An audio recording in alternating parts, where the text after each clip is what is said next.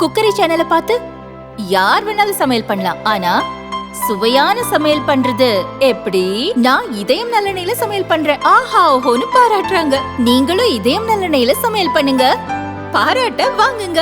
தினம் தோறும் வாங்குவே இதயம் இதயம். தாம்பரம் சட்டமன்ற தொகுதி அனைத்து நிலைய நிர்வாகிகள் ஆலோசனை கூட்டம் இன்றைக்கு 26 சட்டமன்ற பொதுத் தேர்தலுக்கான நிர்வாகிகள் ஆலோசனை கூட்டம். நீங்க எது கேட்கறதா கேளுங்க.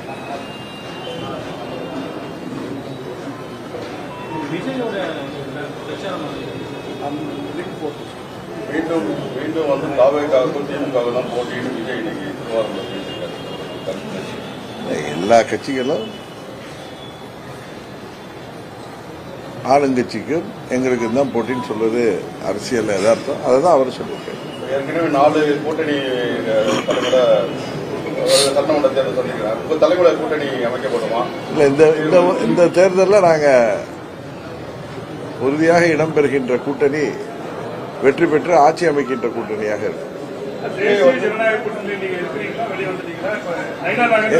எது நீங்க இல்ல நீங்க எது வெளிநாட்டுக்கு போயிருந்தீங்களா?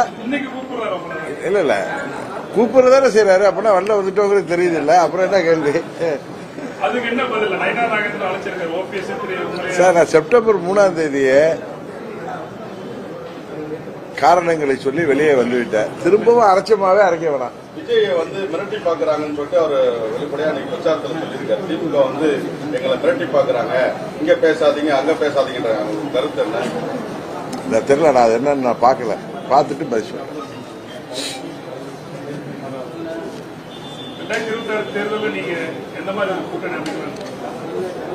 அம்மா மக்கள் முன்னேற்ற கழகம் இடம்பெறுகின்ற கூட்டணி தான் வெற்றி கூட்டணி. அதுதான் ஆட்சி அமைக்கும். அதுதான் அந்த அளவுக்கு தான் இந்த முறை சொல்ல முடியும். நான் டிசம்பர் மாதத்துல தான் எங்கள் கூட்டணி நிலைப்பாட்டை அறிவிப்போம். வேர்வை வந்து முகத்தை துடைக்கிற அவர் முகத்தை மூடிக்கு போறேன்னு சொல்றாங்க. உங்களுக்கு குற்றச்சாட்டு எடுத்துக்காரு. அதெல்லாம் அன்றைக்கே பதில் சொல்லிட்டேங்க. முதல் நாள் வந்து ட்ரிப்ளிகர்ல எங்க தொகுதி கூட்டத்தில் நீங்க தான் கேட்டு அதெல்லாம் ஒளிபரப்பிட்டீங்க. திரும்ப திரும்ப அதே பேசிட்டு இருக்க. புதுசா கேளுங்க, நான் பதில் சொல்றேன். எங்க கூட்டணி நிலைப்பாட்டை டிசம்பர் மாதத்தில் உறுதியாக தெரியும். இன்னும் நாங்க இந்த முடிவு எடுக்கல. அதான் உண்மை.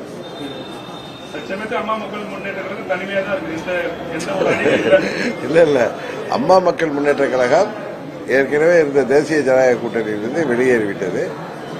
தேர்தலை நோக்கி எங்கள் பயணத்தை தொடர்ந்து கொண்டிருக்கிறோம். உங்களுக்கு தெரியும், கடந்த 7-8 மாதங்களாகவே தமிழ்நாடு முழுவதும் ஒவ்வொரு சட்டமன்ற தொகுதியிலும் சென்று எப்படி இன்றைக்கு தாம்பரம் தொகுதியில் கிட்டத்தட்ட 700 நிர்வாகிகளை, தேர்தல் பணியாற்றப் போகிறவர்களை, கட்சியை இயக்கிக் கொண்டிருப்பவர்களை சந்திக்கிற மாதிரி நிறைய தொகுதிகளில் எங்களது நிர்வாகிகளை சந்தித்து வருகிறோம். இன்னும் 2 மாதங்கள் அதே போல தொடர்ந்து செய்வோம். டிசம்பர் மாதத்திலிருந்து எங்களுடைய தேர்தலுக்கான பிரச்சாரம் மற்றதெல்லாம் தொடரும். எங்களுக்கு தெரியறதுக்காக திருப்பி கேட்டிருக்கோம். உங்க தலைமையில கூட்டணி எதனா உருவாமா? ஏன்னா பிஜேபியும் திட்டுறீங்க, காரசாரமா பேசுறீங்க, திமுகவும் காரசாரமா பேசுறீங்க, எடப்பாடியும் காரசாரமா பேசுறீங்க. இல்ல உங்க தலைமையில எதனா ஒரு இல்ல எனக்கு தெரிந்தவரை இப்ப ஆளுங்கட்சி திமுக கூட்டணி, தேசிய ஜனநாயக கூட்டணி, விஜய் அவர்கள் தலைமையிலான ஒரு கூட்டணி, சீமான் அவர்கள் தலைமையிலேயே ஒரு கூட்டணி வரலாம் என்று நான் நினைக்கிறேன். நீங்க பொறுத்திருங்களா? நாங்க இல்லங்க, எனக்கு தெரிந்து 4 கூட்டணிகள் வர இருக்கின்றன. அம்மா மக்கள் முன்னேற்ற கழகத்தின் கூட்டணி நிலைப்பாட்டை டிசம்பர் மாதம் தான் தெரிவிக்க முடியும். திமுக கூட்டணி அதே அணியா இருக்கும் பொழுது 4 அணியா நிக்கிறது அவங்களுக்கு சாதகமா இருக்குன்னு நினைக்கிறீங்களா? மக்கள் யாருக்கு சாதகமாக இருக்கிறாங்களோ அவங்க தான் வெற்றி பெறுவாங்க. அதுதான் நடக்க போகுது.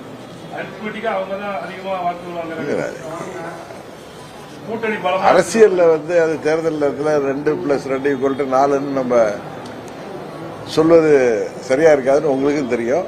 அதனால தேர்தல் மே மாதத்தில் உங்களுடைய கேள்விகளுக்கு எல்லாம் பதில் கிடைக்கும். தமிழகத்தில் அமமுக பலம் எந்த அளவுக்கு இருக்கு? குறிப்பாக இங்க தாம்பரம் பகுதி பல்லாவரம் தொகுதி இந்த செங்கல்பட்டு மாவட்டத்துல உங்களோட அமமுக எப்படி இருக்கு? அது நீங்க தான் சொல்லணும் எப்படி இருக்குன்னு. இன்றைக்கு நீ தாம்பரம் தொகுதியில வீரர் கூட்டம் வந்திருக்கீங்க, எப்படி? இல்ல நிர்வாகிகள், செயல் வீரர் கூட்டம் இல்ல, நிர்வாகிகள் கூட்டம் தான். செயல் வீரர் கூட்டம்னா இன்னும் இப்ப நிர்வாகிகள் தான் 720 740 பேரா, 740 பேர் நிர்வாகிகளே வந்திருக்காங்க.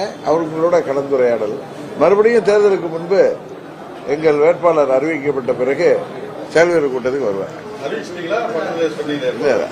அறிவிக்கப்பட்ட பிறகு அப்படிங்கிற அவர் நல்ல நாள் பார்த்து அறிவிக்கணும். வேற ஒண்ணு இருந்தா நான் சொல்லுவேங்க. ஒண்ணு பரபரப்பா ஒண்ணு இல்ல.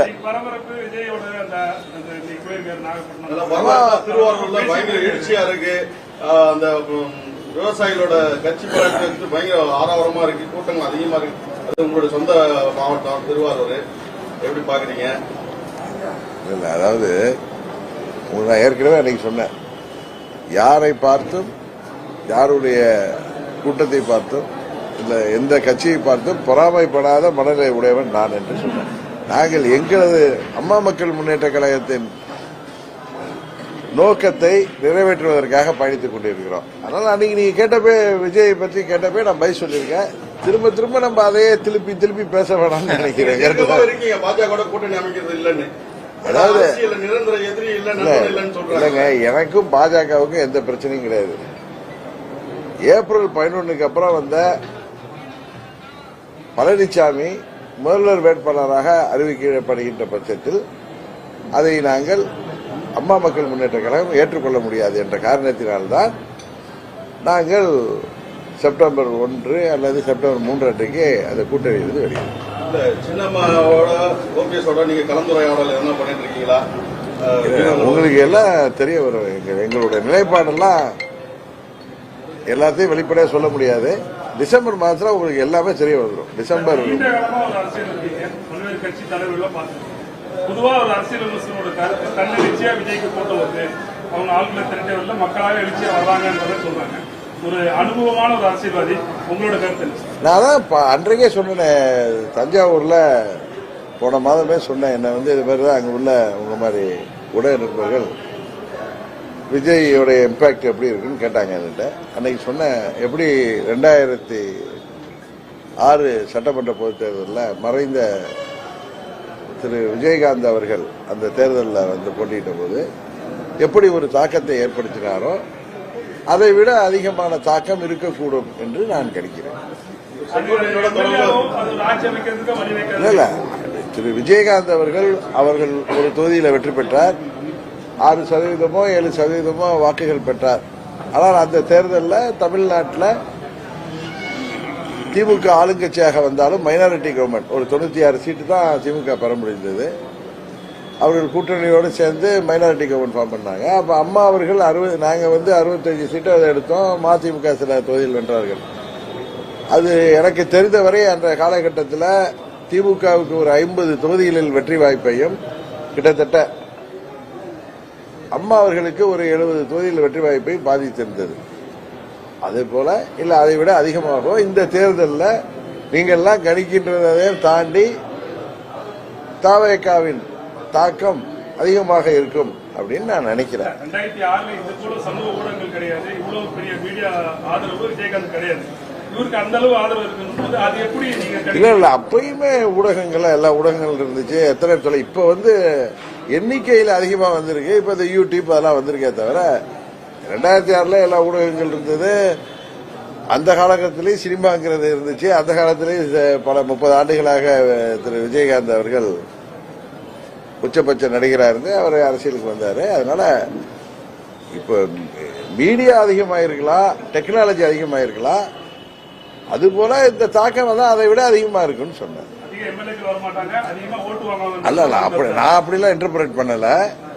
விஜயகாந்த் ஒரு தொகுதியில ஜெயிச்சாரு. இப்ப இவர் அப்படி ஜெயிப்பாருன்னு சொல்லி அதை விட தாக்கம் அதிகமா இருக்குங்கிற அதை என்னால யாராலையும் கணிக்க முடியாது. இல்ல அது தேர்தல் முடிந்த பிறகுதான் தெரியும். தொடர்பு என்ன, அவர் மூத்த அம்மாவுடைய மூத்த தொண்டர். அவரோட நான் அடிக்கடி பேசுவேன். இன்னைக்கு நான் வரப்ப கூட ஏதோ எனக்கு போன்ல பேசினார்.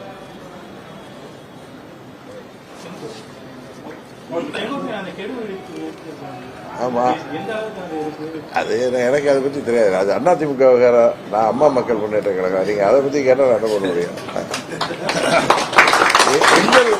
நீங்க எது அம்மா மக்கள் முன்னேற்ற கழகத்தை பற்றி கேளுங்க. அது அதிமுக கூட கிடையாது, எடப்பாடி திராவிட முன்னேற்ற கழகம். ஏன்னா உங்களுக்கு அன்னைக்கே சொன்ன புரட்சி தலைவர் ஆரம்பிச்ச இயக்கத்தோட அடிப்படையே அந்த அவர் ஆரம்பித்த அண்ணா திராவிட முன்னேற்ற கழகத்தில் ஒரு சிறப்பான சட்டத்திட்டமே பொதுச் செயலாளர் என்பவர் பதவிக்கு யார் வேண்டுமானாலும் போட்டியிடலாம், அவர்கள் கட்சியின் அடிப்படை உறுப்பினர்களால் தேர்ந்தெடுக்கப்பட வேண்டும் என்கிற விதி. அது புரட்சித் தலைவர் ஆரம்பித்து அம்மா அவர்கள் காலம் வரை இருந்த விதி. அண்ணன் பழனிசாமி கைங்கரியத்தால் அந்த விதியே மாற்றப்பட்டு அந்த அடிப்படையே தகர்க்கப்பட்டு வேறு எந்த கட்சியிலும் இல்லாத ஒரு சிறப்பு விதியாக புரட்சித் தலைவர் ஆரம்பித்த அம்மா அனைத்து இந்திய அண்ணா திராவிட முன்னேற்ற கழகத்தில் இருந்த அடிப்படை உறுப்பினர்கள் பொதுச் செயலாளரை தேர்ந்தெடுக்க வேண்டும். அதற்கான காரணமே புரட்சித் தலைவரை திமுகவுக்காக பல ஆண்டுகள் உழைத்து 67 தேர்தலில் ஆட்சிக்கு வர, 71 தேர்தலில் ஆட்சிக்கு வர காரணமாக இருந்த புரட்சித் தலைவரை வெறும் ஒரு 2000 பேரை கையில் வைத்துக் கொண்டு அன்றைக்கு அவர் வெளியேற்றப்பட்டார். அந்த வழி அவர் வளர்த்தெடுத்த பெருங்கர் அண்ணாவின் இயக்கத்திலிருந்து தன்னை ஆட்சி அதிகாரம் இருக்கின்ற காரணத்தினால் அன்றைக்கு மறைந்த திரு கருணாநிதி அவர்கள் அந்த மாபெரும் தலைவரை, மக்கள் தலைவரை, 67 தேர்தல் ஆட்சிக்கு வர முக்கியமாக காரணமாக இருந்தவரை, 71 தேர்தலிலும் ஆட்சிக்கு வர முக்கியமான காரணமாக இருந்தவரை, ஏன் அண்ணா அவர்கள் மறைவுக்கு பிறகு புரட்சி தலைவரின் கண் பார்வை அவருடைய ஆதரவு இருந்த காரணத்தினால்தான் முதலமைச்சராக கருணாநிதி வந்தார் என்பது எல்லோருக்கும் தெரியும்.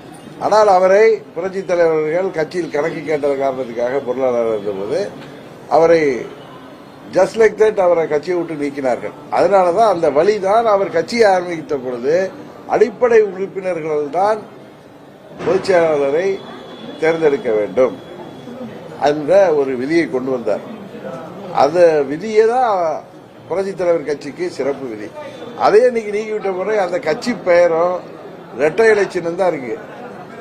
அதனால அது அதிமுக கிடையாது, அண்ணன் எடப்பாடி திராவிட முன்னேற்ற கழகம் தான். தேர்தல் முடிந்த பிறகு புரட்சித் தலைவரின் இயக்கம், அம்மா அவர்கள் கட்டி காத்த இயக்கத்தை உறுதியாக பழனிசாமி இந்த தேர்தலோடு அவரது பொதுச் செயலாளர் பதவிக்கு முடிவுரை எழுதப்பட்டு அம்மாவின் தொண்டர்கள் அனைவரும் ஒன்று சேர்ந்து பழைய அதிமுகவை உருவாக்குவதற்கு நாங்கள் உறுதுணையாக இருப்போம்.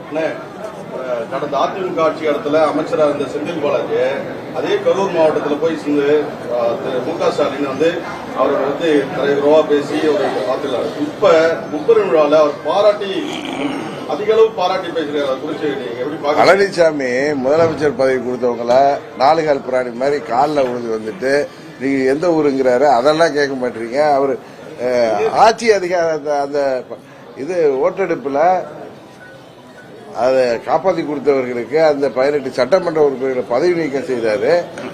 அதையெல்லாம் கேட்க மாட்டீங்க. இது செந்தில் பாலாஜி விவகாரத்தை போய் அவர் வேற கட்சிக்கு போறதை பத்தி நம்ம கேட்க வேண்டிய அவசியம் என்ன இருக்கு? அதிமுக ஆட்சியில் இருக்கும்போது அவர் அந்த அளவுக்கு பேசினாரு. இப்ப பேசிருக்காரு. அது நீங்க முதலமைச்சரை பாக்குறப்ப கேளுங்க, என்ன அப்படி பேசுறீங்களே? இது என்னிட்ட கேட்க வேண்டிய கேள்வி இல்ல, இது என்னிட கேட்க வேண்டிய கேள்வியே இல்லை. இது நீங்க முதலமைச்சர்கிட்ட கேட்க வேண்டிய கேள்விதான். அதுக்கு அவர் தானே பதில் சொன்னாங்க.